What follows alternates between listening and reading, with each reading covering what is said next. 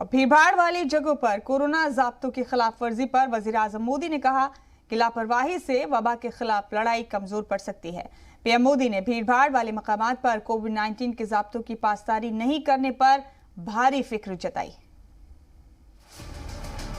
मोदी काबीना में तौसी के बाद जुमेरात को कैबिनेट काउंसिल की बैठक हुई।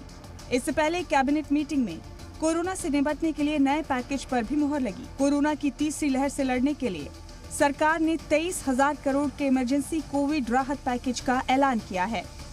वज़ीर-ए-आज़म मोदी ने इस फैसले पर ट्वीट करके कहा कि कोरोना के खिलाफ जंग को और मजबूत बनाने के लिए 23,000 करोड़ रुपए से ज्यादा के एक नए पैकेज को मंजूरी दी गई है। वजीर सेहत ने यह भी बताया कि मुल्क में फिलहाल 4 लाख से ज्यादा ऑक्सीजन बेड हैं। 2,44,000 नए बेड बनाने की तजवीज है। 20,000 नए आईसीयू बेड तैयार किए जाएंगे। मुल्क में 736 अजला में बच्चों के लिए केयर यूनिट बनाने की भी तजवीज की गई है।